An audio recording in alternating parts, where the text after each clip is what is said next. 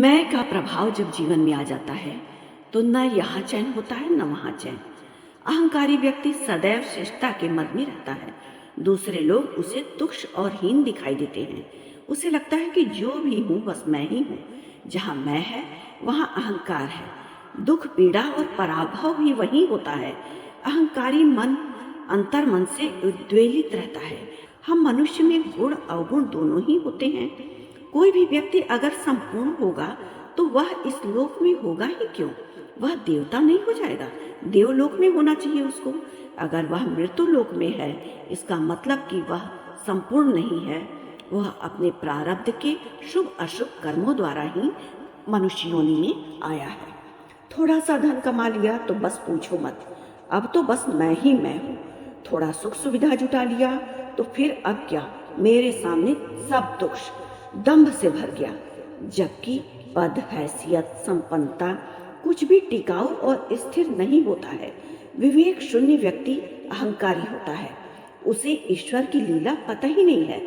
भगवान ने हर व्यक्ति को मनुष्य योनि में सम और विषम देकर ही जीवन दिया है। अगर हम इसे ज्योतिष शास्त्र के हिसाब से समझें तो मनुष्य की कुंडली में कुछ योग कारक ग्रह होते हैं और कुछ मारक। जब योग कारक का समय आता है तो सुख समृद्धि देगा वह, और मारक का समय आएगा तो दिया हुआ सब कुछ बटोर करके ले जाएगा। अगर चीजों को नहीं समेटता है कभी कभी मारक ग्रह, तो व्यक्ति को समेट लेता है। उस कहावत को हम समझ सकते हैं जीवन की असलियत को समझते हुए, कभी घमी घमा और कभी मुट्ठी चना। मतलब कि कभी जीवन में बहुत कुछ होता है और कभी कुछ नहीं होता है। ये मनुष्य योनि में निश्चित होता है। खूब धन संपदा भर जाए, गाड़ी बंगला, लेकिन शरीर ऐसा रोगी हो जाए कि हम उसका फायदा ही न ले पाए, तो क्या फायदा ऐसी सुख समृद्धि का? फिर क्यों आर्थिक संपन्नता को आधार बना करके हम अपनी श्रेष्ठता का घमंड करें? श्रेष्ठी जन अपनी बुद्धि विवेक धर्म से केवल स्वयं की ही जांच करते हैं, और निर्बल अहंकारी विवेक शून्य जो अपने किसी श्रेष्ठ कर्म के प्रारब्ध के अनुसार धन पा लिया, तो वह सबको इतना निकृष्ट समझने लगेंगे कि कब कहाँ कौन, उसको किसी भी चीज का ज्ञान ही नहीं रह जाता। वह मानसिक रूप से शून्य हो जाता है। अहंकार की प्रबलता उसके मन में इतनी उद्वेलित हो जाती है कि वह सत्य का राह भटक जाता है। सत्य को सुनने और पहचानने की भी श्रेष्ठता उसमें खत्म हो जाती है। तभी तो यह कहावत प्रचलित है, अहंकार में तीन हो गए, बल बुद्धि वंश, न मानो तो देख लो कौरव रावण कंस। रावण जैसा परम ज्ञानी भक्त कौन हो सकता है भला? लेकिन उसके अहंकार ने, उसके अधीरपन ने और उसकी अनैतिकता ने उसको नष्ट कर दिया। मैं और मेरा तक जो व्यक्ति सीमित होता है, उसे निश्चित अहंकार मोह लोभ अंधा कर देता है। उसमें सोचने समझने का बुद्धि ही नहीं रह जाता है। अच्छे बुरे के भेद की क्षमता खो देता है वह व्यक्ति। सदा श्रेष्ठता के मद में जो व्यक्ति खूब तिकड़म से जुटाता है, मति उसका इतना भी काम नहीं करता कि जो आगे की पीढ़ी है जिसके लिए वह जुटा रहा है, उसके साथ भी तो उसका सौभाग्य या दुर्भाग्य होगा। अहंकार सत्य को स्वीकारता ही नहीं, और सत्य को स्वीकार करने वाला कभी अहंकारी नहीं हो सकता है। एक अकेला कुछ नहीं कर सकता, एक और एक मिलकर ही 11 होते हैं। सहयोग और सदाचार से ही जीवन चलता है। यह जीवन का मूल मंत्र है। जहाँ हम का भाव समाहित हो जाए, वहाँ उद्वेग नहीं होता, ईर्ष्या नहीं होती। अहंकार तो चालाक है, पता भी नहीं चलता उसे कि वह कब मनुष्य की बुद्धि पर हावी हो गया। दूसरों की सफलता देख करके ईर्ष्या करना, बस मैं ही सत्य हूँ बाकी निकृष्ट।